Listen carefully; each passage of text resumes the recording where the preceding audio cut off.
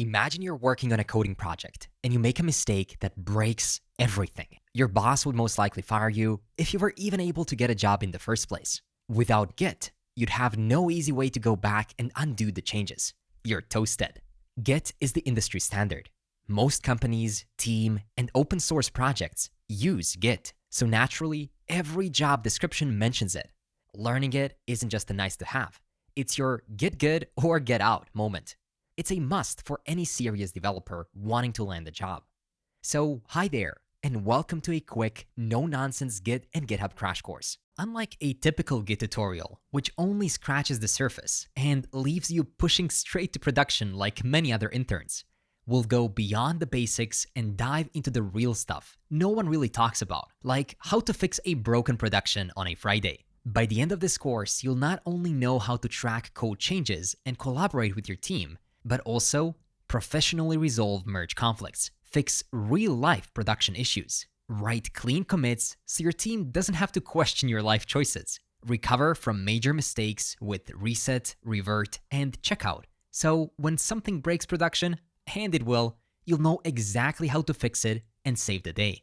Use Git through a GUI so you don't have to memorize tons of commands. And even master advanced Git tricks like cherry picking and stashing, because you're here to get good and not just get by. Basically, with this crash course, you'll become your company's go-to Git guy, the person everyone turns to when things go south. And there's a lot we'll cover in this video, and I don't expect you to return to it anytime you need to refer to a command. For that reason, I put together the ultimate Git reference guide, packed with advanced tips and tricks, real-world use cases, and commands to help you level up your Git skills. You can download it for free by clicking the link in the description and use it as a companion to this course and your career. Let's dive right in. So what is Git and why is it so popular? Git is a distributed version control system. Sounds fancy, right? Well, let's break it down. The version control part helps you track and manage code changes over time, while distributed means that every developer's computer has a complete copy of the codebase, including its entire history of changes and information about who changed what and when, allowing you to Git blame someone. Hopefully people won't blame you. But do you really need it? Can you code without using Git? Well, of course you can, but then your workflow would look something like this. You start coding your project in a folder named My Project. And as you make progress, you worry about losing your work. So you create copies, My Project V1, V2, V3, and so on. Then your colleague asks you for the latest version. You zip up My Project V3 and email it over. They made some changes and sent it back as My Project V3 John's changes.zip.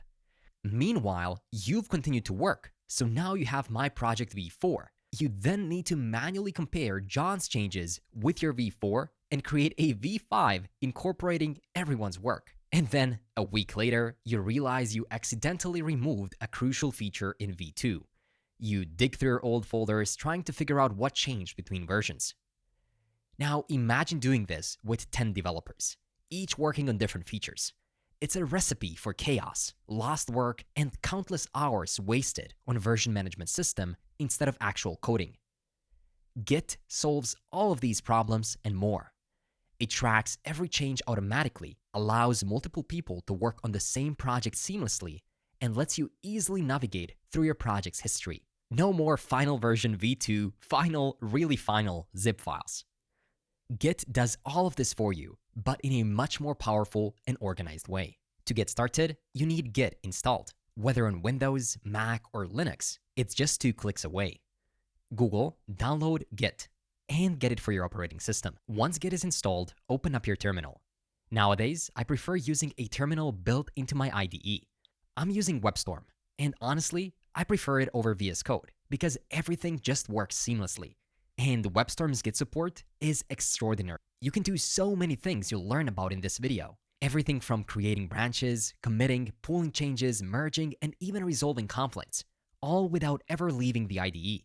You can view your Git history, stash changes, and even review pull requests directly inside WebStorm. It makes working with Git smooth and intuitive. After walking you through the essential Git commands in the terminal, I'll show you how you can perform the same tasks more intuitively and efficiently using WebStorm. If you're interested in trying it out, I've included a link in the description where you can download WebStorm for free. Just create an account, click download, and go through the onboarding. Once it's set up, create a new project, and you're ready to start coding with all of these powerful Git features built in. First things first, let's check whether you've installed Git properly. Run git -- version, and you'll get back the version that is installed on your device. Next, you need to configure Git to work with your name and email. This is just to track who made the changes in the project, so your colleagues know who to blame. Here's the command: git config -- global user.name, and then in single quotes, put in your name. Once you do that, you can repeat the same command, but this time, instead of changing user.name, we'll change user.email, and here you can enter your email. Press enter, and that's it. You're all set up. Now let's talk about repositories. A repo or a repository is where Git tracks everything in your project. Think of it like a folder that stores all the versions of your code. Simply put, if a folder is being tracked by Git, we call it a repo. Now let's create a new repository. In your terminal, type git init and press enter. As you can see, Git has just initialized a new repository. On top of the success message, we can also see a warning. In previous times, the default name of a branch has been master, but nowadays you'll see main used much more frequently as the name for the primary branch. So let's immediately fix it by configuring the initial branch name. You can copy this command right here, and at the end, you can just say main. Now, considering that we have just changed the initial configuration settings, we have to create a new folder. Create a new one called something like mastering git, open it within your editor, and then rerun git init. As you can see here and here, now we're on the main branch. That means that Git has initialized an empty repository. You won't see any changes yet in your folder, but a hidden .git folder has been created inside your directory. You don't need to touch this folder. Git handles everything inside, from commit history, branches you'll make, remote repos, and more. Most of the time, Git will already come pre-initialized by the framework or library that you use to set up your project with. That's how integrated Git is into every developer's life. So now that we have this main right here, what does that exactly mean? Well, main is the default branch name of your repo created by Git. Every time you initialize Git, this branch will be automatically created for you. I'll teach you more about Git branches soon, but for now, know that a branch is nothing but a parallel version of your project. Alright, let's add some files and track changes. I'll create a new file called hello.js. And you can see how smart WebStorm is. It automatically asks me whether I want to add it to Git. But for now, I'll cancel that because I want to explain everything manually. Let's make it simply run a console.log that prints hello git. Alongside this file, let's create another new file, and I'll call it readme.md. In here, we can do something similar and say hello git. And now run git status. Git will tell you that you're currently on the main branch, that there are no commits yet, and that there are 2 untracked files, one of which is a markdown document. So to track it, use git add readme.md. After adding a file, we need to commit it. Committing in Git is like taking a snapshot of your project at a certain point. Think of it as creating a whole new copy of your folder and telling Git to remember when you did it, at what time. So, in the future, if anything happens, you'll time travel to this folder with the commit name you specify to Git and see what you had in there. It's essential to commit your changes regularly. Regular commits help you keep track of your progress and make it easier to revert to previous versions if you break something. You can commit by running git commit -m, which stands for message, and then in single quoted strings, you can add that message. For example, add readme.md file. There we go. Congrats!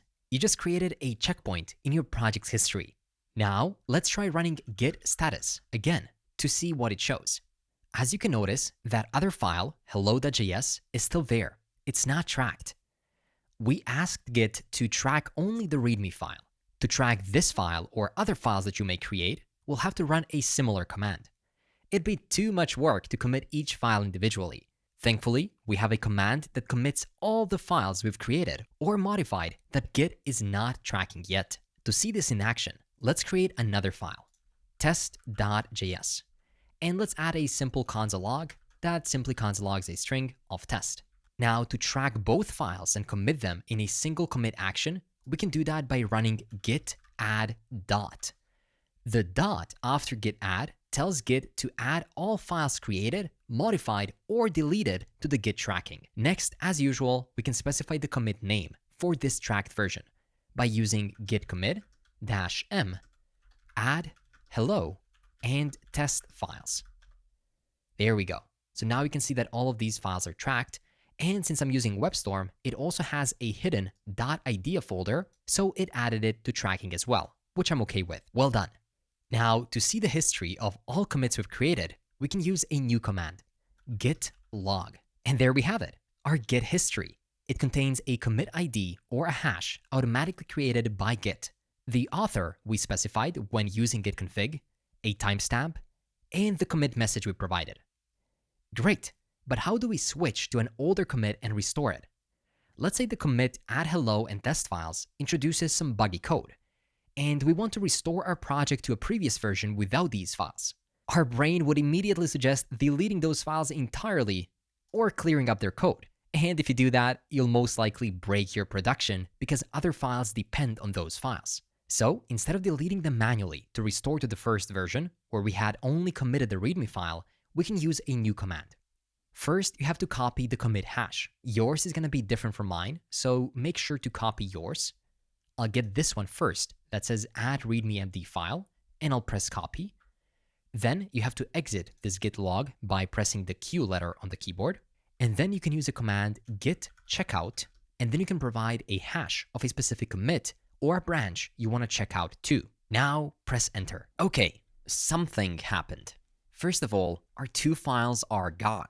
Detached head, experimental changes, what's happening? Well, in Git, there is a concept of a head, which refers to the pointer pointing to the latest commit you've created. When we created our second commit, our head shifted from readme commit to the latest add hello and test files commit. But when we ran git checkout command, we moved the head to the previous older commit. That's why we got this detached head warning. It's a state where the head pointer no longer points to the latest branch commit. And the rest of this message tells you that you can create a new branch off of this commit.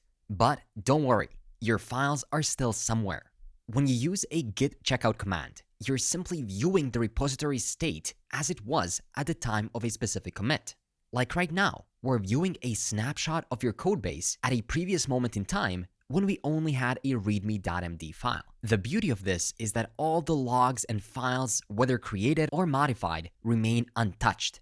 The git checkout command won't delete any logs or history, so you can safely explore past states without worry. But what if you actually want to discard changes made after that commit? Maybe you want to quickly roll back to a stable state after an issue hits production, tidy up messy commits to look more professional, or undo a bad push you regret making. Perhaps you've been experimenting with a refactor that didn't pan out, or you need to recover from a messy merge conflict. Thankfully, Git provides a few commands that'll help you in these scenarios.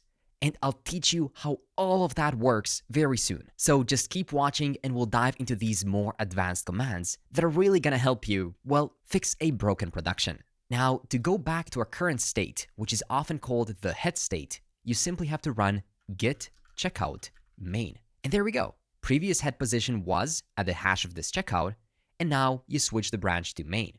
You can see the same thing happen right here on the bottom right or the top left, depending where your branching is. And if you made any changes while in the detached head state and you want to discard them, you can do the same thing, git checkout -f, that means force, and then get back to main. In this case, we're good, we're already on main. And that's it. You already know more about Git than most developers do. Of course, we'll dive deeper into advanced use cases and tips and tricks soon, but now let's talk about GitHub and how it differs from Git. Git is a tool you use to track changes, whereas GitHub is a cloud platform that allows you to store your Git repositories online and collaborate with others. To push your local project to GitHub, you'll need to link your repository to a remote. But what's a remote? Well, there are two types of repositories. Local repository is a version of a project that exists on your own machine, laptop, or whatever else you use where you do your developer work. When you initialize a repo using git init, you create a local repo in your folder. Changes you make there are private until you push them to a remote repository. So, a remote repo is a version of a project stored on a server like GitHub, GitLab, or Bitbucket. It's used to share code between collaborators and keep project versions in sync across different users' computers. When collaborating with a team, you'll have two kinds of repos. Everyone in the team will have a local repository on their machine, and there will also be this one common remote repo from which everyone will sync their local repository versions. Now, head over to github.com and create an account if you don't already have one. Once you're in, press the little plus icon on the top right and select New Repository. Enter a repository name such as mastering git. Choose whether you want to make it public or private. Leave the Add README file checkbox unticked and click Create Repository. This is a remote repository. Here, you can see your repository's origin. Copy it. When you clone a repository from GitHub, Git automatically names the remote repository as origin by default. It's basically an alias for the remote repository's URL. Now, our goal is to link our local repository to the remote origin. If you haven't yet switched the default master branch name to main, you can do that by running git branch -m main. And this will change the branch name to main, which is a standard practice nowadays. And now we are ready to link our local repo to a remote origin. You have to run a command git remote add origin, and then you have to paste the link to the origin that you just copied, and press enter. And a good thing to know is that you can have multiple remote repositories. You just have to rerun the command and change the origin name to something else. Of course, that's the name of your choice, and then you can also update the new URL. But in most cases, you'll be fine with just one remote repo. Finally, to push your local commits to GitHub, use git push -u origin main. And remember, we used origin here to refer to the remote repository instead of typing the full URL. So, press enter, and there we go. This worked. If anything with Git goes wrong, typically it goes wrong at this point, when you're trying to push to a remote repo. So if you don't see what I'm seeing right here, and instead you got some error, typically all of these errors are very easily resolvable. I would just recommend copying the error message, pasting it in Google, and then fixing it right there and then. But in this case, we're good. And now, if you go back to your GitHub repository and reload, boom, your code is now online for the world or your team to see. And okay, you might have already known this. For some of you, that's about as far as you've gone with Git. Create a repo, push your changes, and call it a day. But Git has so much more to offer, especially when you're working within a team. So now, let's take things up a notch and dive into branching and merging. This is where Git truly shines. Branches in Git allow you to create different versions of your project, like making a copy of a project at a specific moment in time. Whatever changes you make in this copied version won't affect the original. The main project or branch stays untouched while you experiment, modify, or add new features in the copied branch. If everything works out, you can later merge your changes back into the original project. If not, no worries, the original remains safe and unchanged. When working in a team, using separate branches for different features or bug fixes is essential. It allows you and your team to work independently on different parts of the code without causing conflicts or errors, ensuring everyone can focus on their own tasks. At the start, you'll have one default branch called main. To create a new branch, run git branch and then type a branch name. This will create a new branch. And if you want to switch to this newly created branch, then run git checkout and then enter the branch name you want to check out to. And there we go, switch to branch name. Now, if you want to go back to main, just run git checkout main. There we go. And here's a little pro tip. There is a shortcut to create a new branch and immediately move to it. To do that, run git checkout with a -b flag and then enter a branch name, such as feature branch. Of course, this branch name and feature branch are just dummy names. Make sure your branch name is short and explains which changes will you be making on that branch. For more tips on how to properly name your branches, you can download the Git reference guide. So let's create and move to this feature branch in one command. There we go. And what I'm about to say next is very important, so keep it in mind. When you create a new branch, it'll be based on the branch you're currently on. So if you're on the main branch and run the command, the new branch will contain the code from the main branch at that point in time. However, if you're on a different branch with different code, the new branch will inherit that code instead. So, to ensure you're creating the new branch from the correct starting point, you should either first switch to the branch you want to base the new one on, or run this command, git branch. Then you can enter a new branch name. And then the next thing can be the source branch. So if you do it this way and replace the new branch name and the source branch with the names of actual branches, then it'll create a new branch from another specific branch. So if you run this command, you can directly create and switch to a branch based on any other branch without needing to check out to it first. For now, I'll remove that. And let's say that we want to go into our code and implement this feature we're working on. Let's say that in our case, the only feature we want to do is to modify the README. So below hello git, I'll say I'm adding this from feature-branch. There we go, feature implemented. If only it was this easy. And you can see that our IDE immediately highlighted this README file in blue, indicating that it has some changes. Now we need to add it, commit it, and push it. This time, instead of saying git add readme md, let's just use the git add dot, which is a command that you'll use much more often. Next, we need to commit the changes with git commit -m, and then we have to add a commit message. So this is the perfect time to learn how to write a proper commit message. A quality commit message is written in the imperative mood, a grammatical mood that sounds like you're giving a command. Like improve mobile responsiveness or add A/B testing. When writing your commit message, make it answer this question. If applied to the codebase, this commit will, and then fill in the blank. Like this commit will upgrade the packages, or this commit will fix thread allocation. And why do we do this? Well, because it answers the question, what will happen when I merge the branch containing this commit?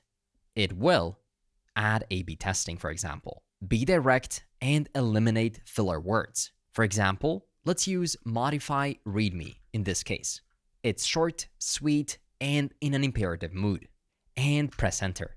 There we go, we've just made Git aware of our commit. Now that you know how to write better commits, let's take a moment and check out our remote repository. What do you think? Will it have the latest commit we made? Let's reload it, and it's the same. It doesn't contain our newly created feature branch. Do you know why? It's because the changes we made are in the local repository, which has not yet been synced with the remote repo. To see those changes, first, you'll have to publish your local branch. And you can do that using the git push --set -upstream origin and then the name of the branch, in this case feature-branch, and press enter. There we go. An upstream branch is a remote branch that your local branch tracks. When you set an upstream branch using setUpstream, you're essentially linking your local branch to a branch on a remote repo. Through this command, you push a local feature branch to the origin remote repository, and then you set the upstream branch for your local feature branch to track origin feature branch.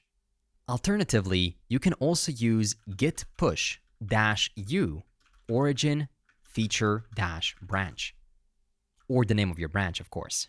Both setUpstream and -u establish a tracking relationship between your local branch and the remote branch. This way, in the future, if you want to push something from your local branch to your remote branch, you simply have to run git push. That's it. At this moment, for us, everything is up to date, but as you make future changes, you don't have to rerun set upstream or -u, you only have to add it, commit it, and push it. That's it. And if somebody else made changes to your remote branch, either directly or by merging some other changes into it, you have to make your local branch up to date with the remote branch. And you do that by using the git pull command. There we go. It's already up to date in this case. This command fetches changes from the remote repo and merges them into your local repo for that branch. There are also two more advanced and highly practical commands that help you move changes between your remote and local repos. And I'll explain those in detail later on, so keep watching. Now, if you go back to GitHub, check this out. Feature branch had recent pushes a few minutes ago. And if you go to branches, you can see your feature branch right here. So if you click on it, you can see the state of your code base on that branch. And you can see the modify readme commit that we made. But back on the main branch, it hasn't been modified. It simply says hello git still. So once you have made all of the changes for this branch and implemented the feature you wanted to add and tested it, you'll want to merge it back into the main branch. To do that, you must open up a pull request. A pull request lets you share your changes with your team for review and feedback. Once approved and merged, your changes become a part of the main branch, keeping the codebase stable and organized. To open up a pull request, you can click this button right here, Compare and Pull Request, or you can click this Pull Requests tab right here. Select New Pull Request, select the branch you want to merge from, such as the feature branch, and then the branch you want to merge to. Here, you can see all the changes you implemented. In this case, we have added one line of text. If the changes look good, you can click Create Pull Request. If needed, modify the title and describe what your PR will do in more detail, and then select Create one final time. There we go. Now, your team lead or senior dev can review your PR and give you feedback. And if everything looks good and there are no merge conflicts, they can merge it. In this case, reload the browser and let's merge it ourselves. Yes, we're sure. Confirm merge. This is where the magic happens. Your feature will now seamlessly get merged into the main branch. Easy, right? So if we go back to code, you can see that we're now on the main branch and we can see the change from the feature branch. So why does it still say that we have two branches? Well, no worries. Once you merge a PR from a specific branch, GitHub and Git still leave it here for you. But they tell you that you're one commit behind main and 0 commits ahead, which means that everything this branch was supposed to do in this single commit has been done, and it has no additional code that you might want to merge. So it's safe to say that we can delete it. Now, if you go back to code, you can see that there is only one branch, that's the main branch, and it contains the newly merged changes. Easy, right? This is how teams collaborate without breaking each other's code. By doing this, GitHub is essentially executing a git operation in the background, a command that you can do on your own by running git merge and then choose a branch that you want to merge. But I typically prefer doing this using GitHub's PRs. Now, if we switch back to our local repo and navigate to the main branch, do you think we'll be able to see the changes we just merged? Well, let's try. Do you remember the command to switch back to main? Well, it's git checkout and then main. There we go. We switched to main and it says it's up to date with origin main. So if we head to readme, wait, this doesn't look good. It doesn't contain this new line that we added right here. And that's because the merged happened on the remote repository, which makes sense, right? So how do we bring those changes into our local repo? Simple. We need to pull them into this branch by running git pull. There we go. It pulled changes from a remote repo, and we can see them right here in our local one. The command we just ran, git pull, is just a shorthand for git pull origin main. But by default, GitHub pulls from the remote origin from the same branch you're currently on, so just git pull is fine. So let's repeat things. Here is the typical workflow you'll follow most of the time. First, clone the repo. Second, create a new branch from the main or another branch. Third, make your changes. Fourth, push the branch to the remote repository. Sixth, open up a pull request. Seventh, merge the changes. Eighth, pull the merge changes into your local main branch. And then repeat from step 2. You can also find these steps alongside some additional explanations within the Git reference guide. So great job learning about branching. I hope this was intuitive. But next, we'll focus on a scary topic, which is resolving merge conflicts. Something that not a lot of people teach you, but you and I will dive deep into it. Sometimes, when 2 or more developers edit the same lines of code, Git gets confused. This is called a merge conflict. When this happens, Git will ask you to manually choose which or whose changes to keep. But why don't the merge conflicts happen when you're working on your project alone? A merge conflict is a situation where Git is uncertain about which part to merge. But why would Git be unsure? To show you what I mean in practice, let me create 2 branches. First, I'll create a branch called dev.jsm. So let me run git branch dev-jsm and press enter. This will only create a branch but not switch to it. Now, let's immediately create and switch to another branch. We can do that with a git checkout -b and then the branch name command. I'll call this one dev Adrian, and you can of course use your own name, and press enter.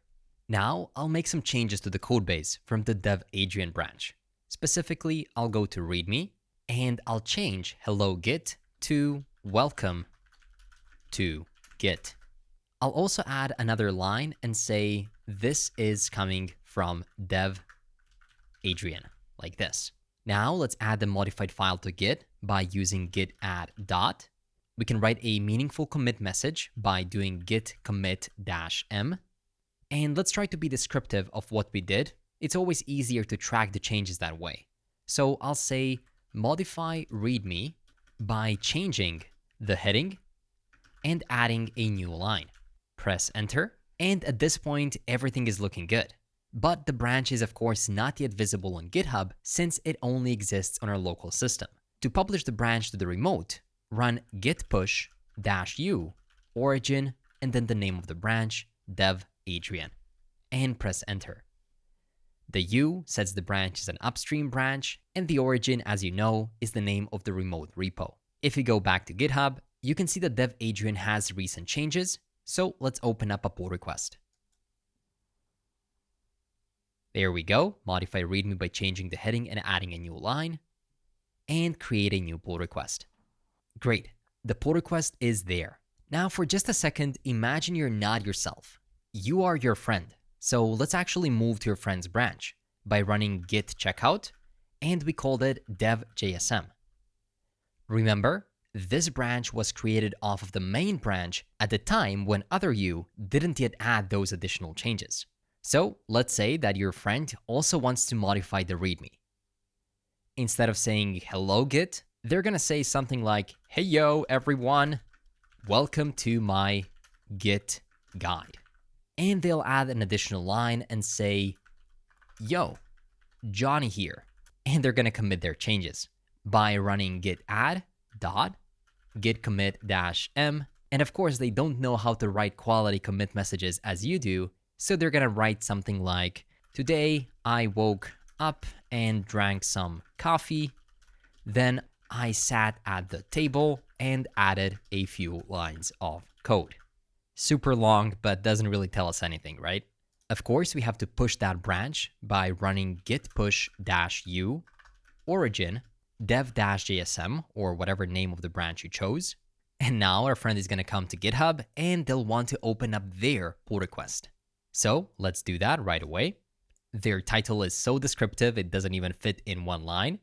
And now we have 2 PRs currently opened. And even though you opened up your PR first, life sometimes isn't fair. So let's say that whoever is supposed to review this PR just didn't want to even see the code that this guy wrote, so they immediately merged it. The key takeaway here is that they merged it before yours got merged. That's great for them. But now, if you go to your PR and try to merge it, you'll see something like this. This branch has conflicts that must be resolved. Merging is blocked. Now, it is highly likely that whoever is reviewing this won't even start reviewing it until you resolve the conflicts. So they'll most likely write something like, Adrian, please fix these merge conflicts. So what just happened? Why do you have a merge conflict? And most importantly, how can you resolve it? The merge conflict happened because both dev Adrian and dev JSM made changes to the same file, specifically to the same line in the same readme.md file. When the reviewer approved and merged the dev.jsm branch, it created a new commit that made changes to the same line of code that dev Adrian has already modified. Therefore, when you try to merge your branch with the main branch, Git could not automatically resolve the conflict and required you to resolve it manually. In other words, Git was just not sure which version of the code to merge, since two different versions existed on two different branches. When Git encounters such a conflict, it expects you as the user to resolve the differences and decide which version to keep, and then manually update the code to reflect the changes made in both branches. This is a typical scenario that happens when both you and your teammate are working on the same code simultaneously, on the same code at the same time, resulting in modifications to the same line of code, and finally causing a merge conflict. It is something that no matter how much you try to avoid it, always happens. So you're likely to encounter those merge conflicts from time to time. So how can you resolve them? Well, there is a standard process that you need to follow. With enough practice, it'll become second nature. Here is what you have to do. First, check out the main branch by running git checkout main. Next, pull the latest changes from the remote main branch, or in other words, the changes that your friend got merged before you, by running git pull. There we go. We can see his stupid comments right here. Now your local main branch and remote main branch are identical, so you can safely check out to your own branch. Git checkout dev Adrian. Stop here and let me ask you a question. When you created a pull request, which branch were you attempting to merge the changes into? Well, of course, the main branch. So what are we trying to accomplish here? If you're not sure, let me show it to you in action. Run the command git merge main. That's correct. You have just merged the main branch into your branch. Although the initial objective was opposite. It was to merge your branch into the main branch. But that process didn't work due to the merge conflict. So we first must resolve the issue. And to do that, we're merging the main branch into our branch to identify the problem. The command we just used, git merge and then the branch name, is used to merge that branch name that you specified right here, such as main in our case, into the branch we're currently on. And now that you've run this command, you can see that there are merge conflicts in readme.md. Automatic merge failed, fix conflicts, and then commit the results. Most code editors have some kind of a versioning system right here on the left sidebar. By pressing Command 0, I can open up WebStorms 1. Here, you'll be able to see a list of all merge conflicts. In this case, we have only one, and it is in the readme.md file. Let me show you how to read it. Arrows pointing to the left side that say head refer to the changes coming from your branch. And arrows pointing to the right side that say main refers to the changes coming from the main branch due to the merge command that you executed. To resolve them, you can manually choose what you want to keep or remove by removing those lines and clearing up the code that you don't want there, but the usual way is to click the resolve button. On WebStorm, it looks like this, but the options should be similar across all code editors. Typically, you have three options. You can choose whether you want to accept your code, whether you want to accept their code, or whether you want to do something in between. Of course, wouldn't life be so simple if you could just choose one of those two options? But typically, that's not what you want to do. In most cases, you'll want to keep some of your code and some of their code. So we'll have to go with the third option. This interface will differ depending on the code editor you're using. Sometimes it might be inline, so you see the red and green lines directly within a single file, but I very much like the way in which WebStorm is doing this. On the left side, we can see our changes. On the right side, we can see their changes, and in the middle, we can see the result. So you can just choose which one you want to merge. In this case, they wrote something that's not so useful, so we want to keep ours. And now that gets transferred over to the middle one. Welcome to Git. But let's say that this code is an important implementation of some feature within their branch. Of course, in this case, it's just a line of text, but I think you can imagine how Johnny can really write something useful. So let's say that we also need to merge this. And at the same time, we have also added an important feature from our own branch. So we can add it right here as well. So the final result will look something like this. Modified heading, Johnny's feature, your feature, and then the feature that was previously there. Let's remove this stop change from Johnny because we preferred ours better. All changes have been finished, and we can click apply. And there we go. Here is our new README file containing both Johnny's changes and our changes without conflicts. Now let's open up the terminal, run git add dot to add our newly modified file, say git commit -m, resolve merge conflicts, and run git push. You already know the drill, right? Now return to GitHub and check the PR. If you scroll down, you'll see that there is no more merge conflicts because they've been resolved by our resolve merge conflicts commit. Now it would make sense to tag your reviewer and say something like merge conflicts resolved, please check.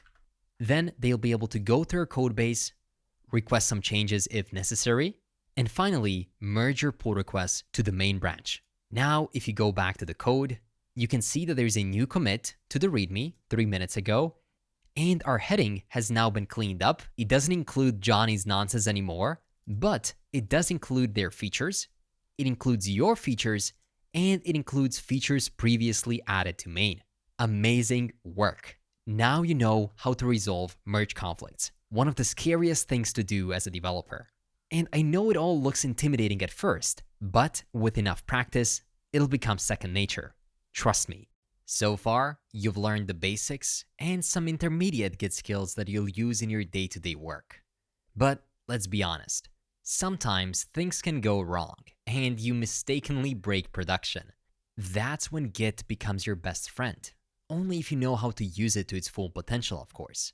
And this is where what I call Git savior commands come in handy. These commands let you manage changes, undo mistakes, and tweak your commit history. Think of them as your backup plan when things get messy. You already tried and tested one such command, which allows you to check out to a past commit. Do you know which one is it?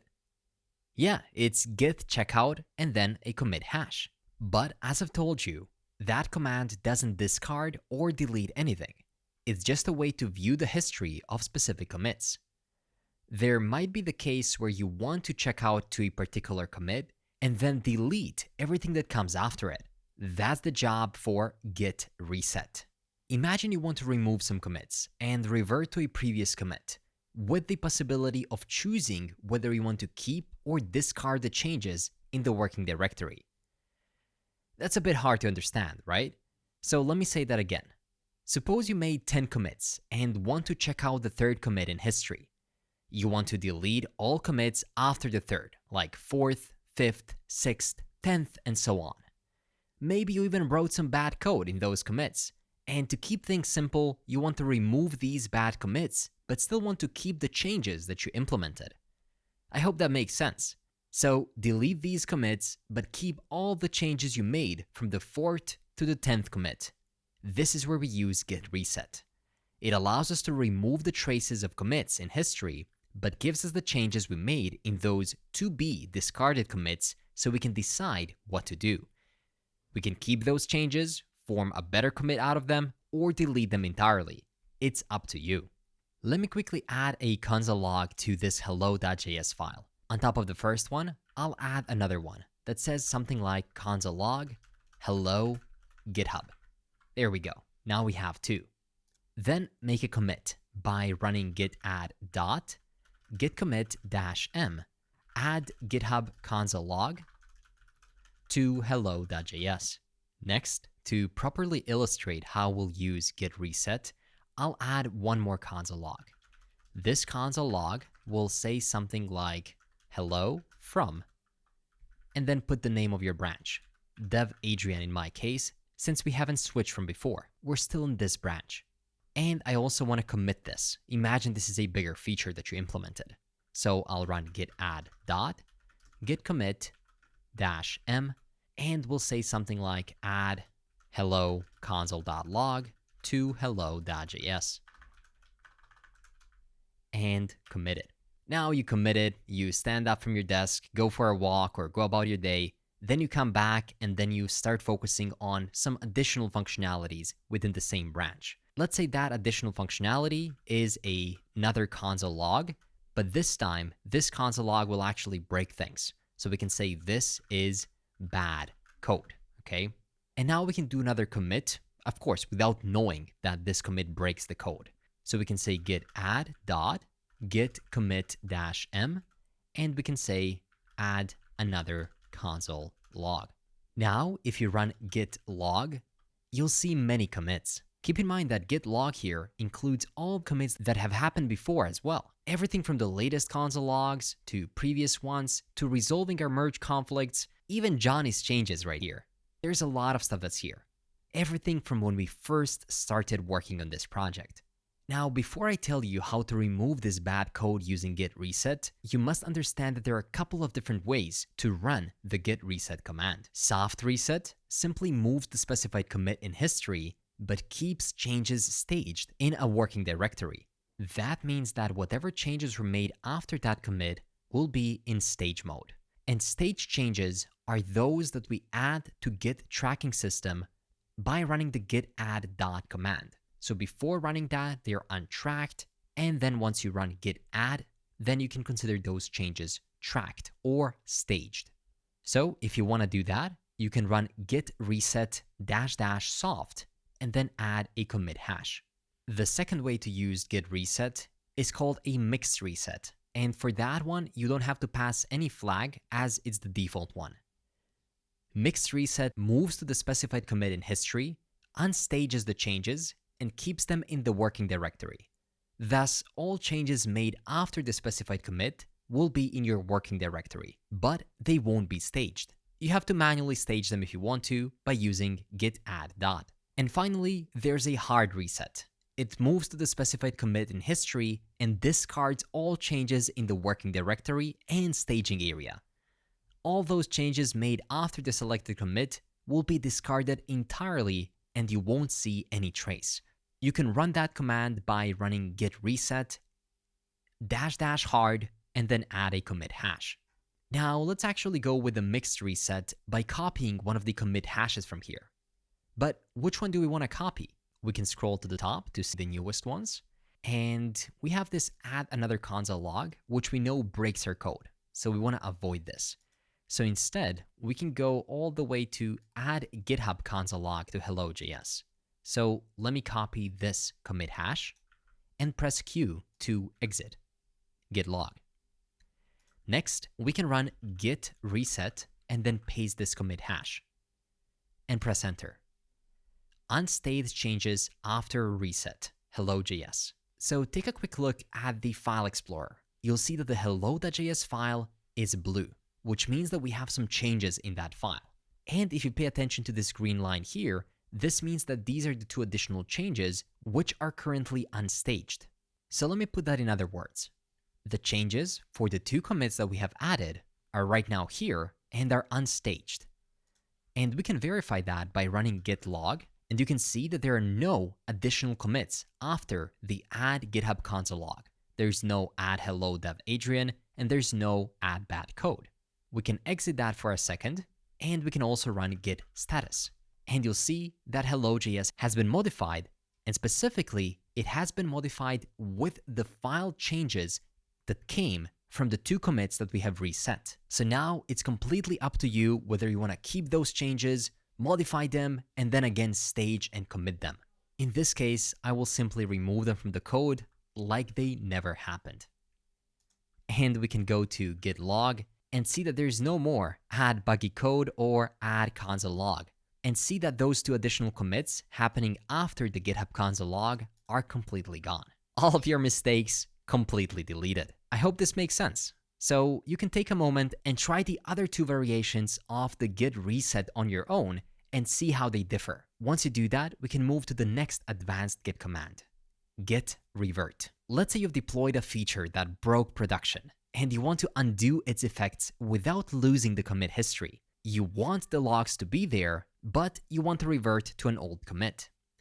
This is the exact situation where you want to use git revert. It's ideal when you have nothing to hide and you want to maintain a clear record of changes that you did. It's almost the opposite of reset. Let me show you how it works. I'll add another console log that says something like trying out revert, okay? And I will commit it by running git commit -m add revert console log. Oops, I forgot to do a git add before that. My mistake. Let me do git add dot, and I'll use the up arrow 2 times to get back to the previous command and commit it. Now, let's say you want to revert to the previous version of your code base that didn't contain this console log, but you want to keep it in the logs. You can run git log. You can find the commit hash of the previous commit without containing the revert console log, copy it, and then run git revert, paste the commit hash, and then we get something that looks like this, which is somewhat familiar to us. It's like a mini merge conflict. It's trying to figure out what we want to keep and what we want to remove. In this case, I'll manually remove lines of code that we don't need. So we don't need these ones, and we don't need the trying out revert because we want to abort or revert that one. You can save it. And once you save it, we want to add those changes to staging by saying git add dot. And then you can run git revert continue, and this command will successfully finalize the revert. As you can see, we're getting there. This message is saying that we will revert this commit, but we just need to provide it a commit message. Or we can exit this window by pressing colon, QA, and then exclamation mark, and then press enter. There we go. So one file has changed, there's one insertion and 2 deletions, and we are back to where we were. Similar to git reset, right? But now, if you check out git log, you can see that a new commit, revert add GitHub console log to hello, has been added to our git history. As I said, similar to reset, but depends whether you want to hide your tracks or you want to show everybody that you messed up and you fixed it later on. Both have their own use cases. Now, let me show you git stash, another super useful git command. Let's say you're in the middle of developing a feature, but an urgent bug caused by your teammate comes up and your boss wants you to work on it first. You haven't finished your feature and it's not ready to commit yet, but you still have to keep your active changes somewhere so you can get back to them later on and you can start working on this bug soon. And that's exactly what git stash does. It lets you temporarily save your uncommitted changes, both staged and unstaged, without actually committing them. Let's say that I am in the process of implementing an important feature, and then I have multiple lines of code which I don't want to lose. That's going to look something like this. You can also write some of your own very important code here. So now, how do we save this code so we can use it later on, so we can focus on something else for the time being? It's super useful. You just run git stash. As you can see, your important code is now completely gone, and we got a message here saying that saved working directory on dev Adrian. So now you can go ahead and implement this urgent fix that your boss requested you to do. You can then run git add, git commit, and say save the day. Of course, this is not a realistic commit message, but in this case, since you implemented the urgent fix, you indeed did save the day, and you can even push that code if you want to. So you can run git push. Great. The day is saved, but now you want to get back to implementing that other feature you were working on before your day was ruined by a bug. To get our code back, simply run git stash, apply, and then enter a stash name. But how do we get to a stash name? you can run a command git stash list to see a list of all stashes. Currently, we have stash at curly braces 0. So let's do just that. Git stash apply stash at curly braces 0 and press enter. And you can see that our code got back right here. Since the implemented fix was on similar lines as our existing code, we have yet another merge conflict. But by now, you should be an expert in resolving those. So simply remove the lines around it and keep both the urgent fix and your work in progress. And that's it. The day is saved and you can continue working on your feature. I don't want this to happen, but I'm sure that someday soon you'll encounter an issue in your code that requires you to use one of these 3 very handy Git commands. Git stash will definitely be the first one. So when the time comes, you'll know how to use it. Great work. Although commands like git add, commit, push, merge, checkout, stash, and others may seem hard to remember, even though they're simple once you get a hang of them, there is an alternative method.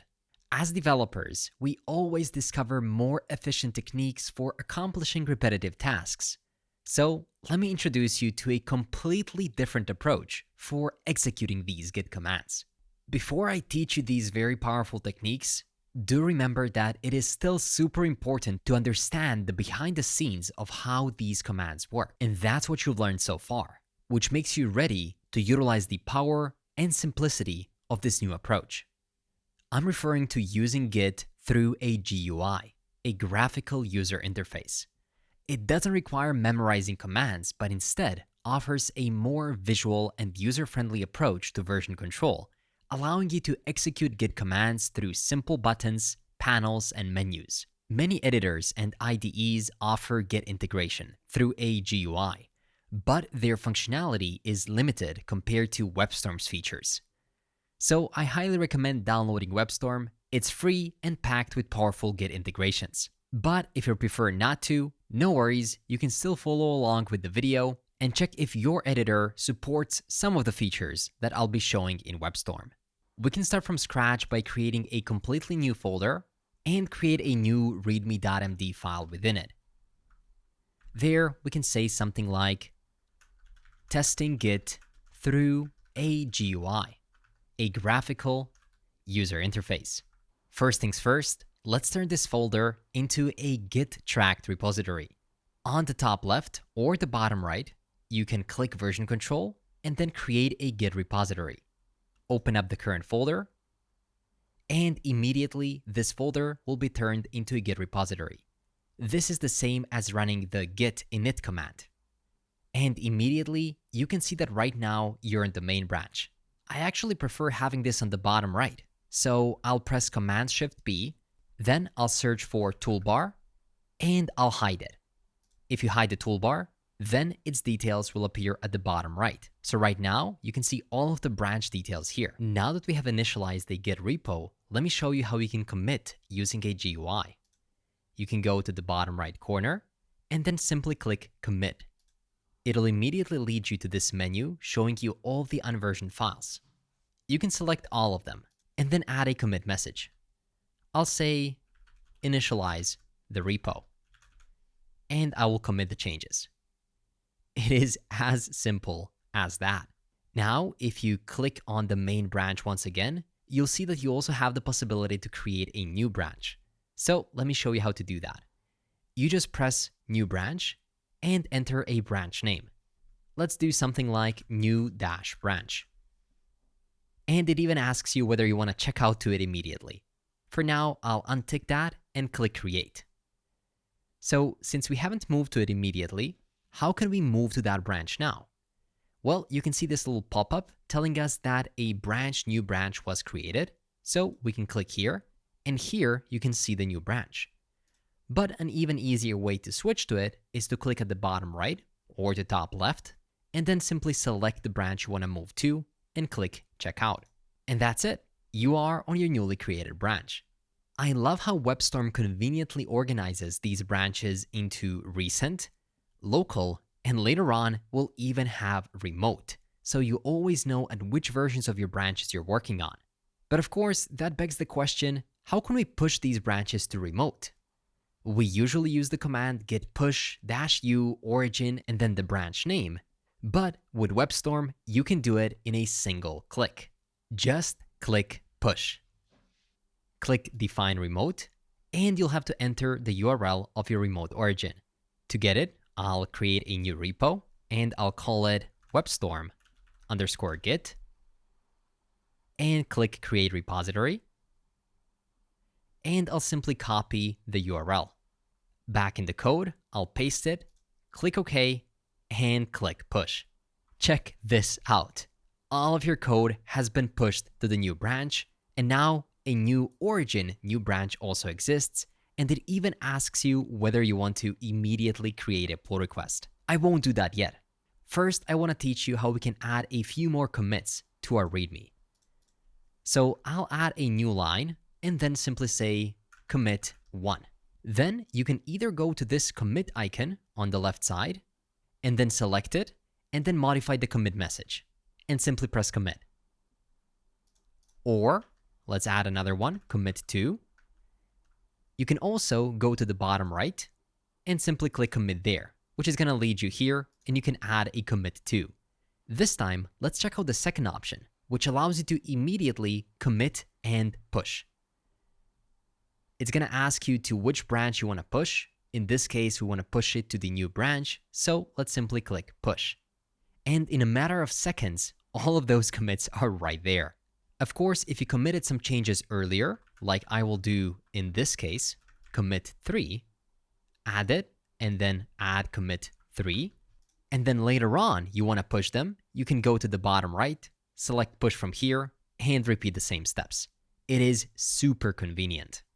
Now, what about pulling some changes? Let's say that somebody else comes to your repo and inserts an additional message, like a commit 4 right here, and updates the README. How would you get access to that change directly within your repo? Well, typically you would have to run git pull, but by using WebStorm, you can just go here and press update project. It's going to ask you whether you want to merge incoming changes into the current branch or whether you want to rebase, which will rewrite the commit history by rebasing your current branch onto another branch, effectively moving it to a new commit. In this case, we don't need to rebase. We'll just merge it into our current branch. So just press OK. And in a matter of seconds, the commit 4 that another person pushed is right here within our local repository. What about viewing history? Well, let me show you something really cool. Look for the Git icon at the bottom left. This one here. If you click it and expand it, you'll see a ton of different Git functionalities. You can see the exact changes that were made in this repo, who created them, and when, all within this nice looking graphical user interface. And within here, you can do everything and more that you can do with typical Git commands, all by choosing one option from a menu that is in English. No obscure commands. If I open up the repo for jsmastery.pro platform, it is super convenient seeing exactly what is happening within our projects. We can see what changes were made, who made them, when, and whether the tests have passed. Check this out. You can even see the merges that were happening. This makes it super easy to go back to previous versions of your codebase if needed. In addition to this, if you press here, and then you press console, you can see all the commands that WebStorm is running for you. Of course, you know some of these base ones, but some of these more complex ones, well, it's gonna be easier to do it using a GUI. Now, how can we use WebStorm to merge one branch into another? Typically, we would have to create it and then run git merge command to merge it into another branch. In this case, select a main branch and press this arrow right here. It's going to allow you to merge main into new branch or vice versa. Similarly, if you click the arrow on this branch, you can easily create a new branch from this branch, or you can update it. In this case, let's go to main and let's merge main into the new branch. In this case, it says it's already up to date, so we're good. But what about pull requests? One of WebStorm's coolest features is that it allows you to do all sorts of tasks directly within the IDE. You don't need to use GitHub Desktop or even GitHub to perform different actions. Everything you need is right there. So let's talk about creating a pull request. On the left side, you can find a pull requests tab. For you, it might be a bit of a different icon. In this case, it's a GitHub icon for me. Within here, you can do everything PR related. So let's open up a new pull request. In this case, we want to merge the new branch into the main branch. But before we do that, we have to first create a remote origin version of the main branch. So let's do that first. I'll head over to main by checking out to it, and I'll simply push it. Push to origin main. It is as simple as that. We can immediately now use this create pull request feature to move us to this pull request menu. We want to merge from branch new branch, or you can choose origin new branch, to origin main. Exactly what we wanted to do. You can add a title of this pull request, such as implement 4 commits, because that's what we added into the README. Description is not needed. And directly from here, you can add reviewers, assignees, and labels. In this case, I'll just click create pull request. And there we go. It is right here. If you go to GitHub and click pull requests, you can see the new pull request indeed has been opened. The next cool thing is that you can see exactly the changes that were implemented for each specific commit. So if you go here, you can see that first, at some time, they added a commit 1, then later on, they added commit 2, and so on. But now we're interested in all commits. So now you can review the changes that were made for each file separately. First, we want to dive into the readme.md file. So right-click it, and then it'll open up a diff. A diff, or a difference, refers to the changes of a specific file on 2 sides of the coin. Or should I say on 2 different branches. One is the branch that we're trying to merge, and the other one is the branch we're trying to merge the changes to. You can view those things either split, like this, or unified in a single editor. And based on the green or red color, you can see the changes that were made. In this case, I'm happy with the changes, and I'll click submit. And if you are a reviewer, you can immediately add a review directly within WebStorm. You don't have to go to GitHub. Just by pressing a plus here, you can add a comment, something like fix this line. And you can even start a review. There we go. Finally, you can submit your pull request review. And you can add one final comment. Looks good to me. Great. Finally, if everything looks good, you can press the 3 dots next to the request review button, and then say merge review, merge. Merge pull request 1. It'll implement 4 commits. That's the title of the pull request. And we can say merge. Believe it or not, this is it. So now on main, you can simply update the project, and all of these commits will come directly to your codebase. I mean, just how convenient and intuitive and efficient this is. At start, you might feel like you are kind of cheating the system, or that you're a bit of a less of a developer by using this help that WebStorm provides. But don't feel that way. Any tool that can make you more efficient is welcome. And what matters is that you understand what WebStorm is doing behind the scenes. And you do because you came to this point of the video. I think that in just a couple of minutes, I've showed you all of the primary functionalities that before, using the terminal, I spent more than an hour to explain. And we've accomplished all of that and more in just a few minutes. But there are so many more things that you can do with WebStorm. One of these things is a fetch. If you see this icon on top right, you can just click it, and it'll fetch all the latest changes. Another thing is how easily you can delete branches. We no longer need this one since we merged the changes, so you can just press delete. There we go, that was it. You can also compare different branches, mark branches as favorite, or even cherry pick from a specific commit. If I go right here to Git at the bottom left and go back to log, we can see all of these different commits that I added. Cherry picking is a very advanced technique, but in WebStorm, it is as simple as clicking this cherry pick icon. You click it, and it'll allow you to pick the changes from this commit. You can press merge, and then you can see which changes you want to accept. This is similar to reverting or resetting to a specific commit, but it gives you even more power to pick and choose which features you want to keep and which ones you want to remove. You can also rename different branches, or even revert to specific commits directly from within this view.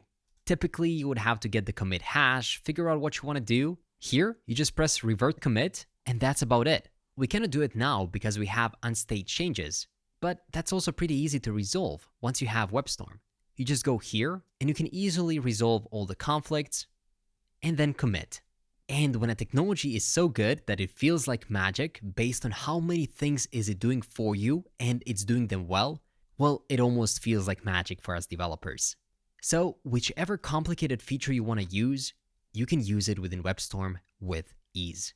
These were just a few examples of how we can use the WebStorm GUI to perform many different Git operations without needing to rely on a single Git command. And that's only one of the reasons why I love WebStorm.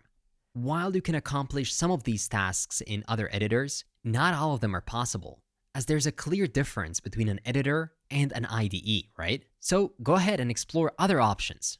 Try breaking some things, fixing them, reverting, resetting, cherry picking. You can only get better at something by trying it out yourself. I'll also leave a reference on how you can use all of these features within the Git reference in the description of this video. But with that in mind, we covered a lot about Git. If you're still with me and you have successfully completed these Git actions with a solid understanding and even tested them out yourself, congratulations. You can confidently add this skill to your resume, LinkedIn profile, or anywhere you're applying for a dev role. And don't worry if you're not feeling fully confident yet or are concerned about remembering everything. Git can be tricky at first, but with practice, it'll become second nature, especially once you get used to these graphical user interfaces. But still, it's easy to get stuck and lose your mind about something, especially when you have to pull some very obscure commands out of your pocket. So for those situations, don't forget to download the cheat sheet in the description so you can have a handy reference whenever you need it in the future. And great job with sticking till the end of this essential crash course. Thank you so much for watching, and I'll see you next time. Have a wonderful day.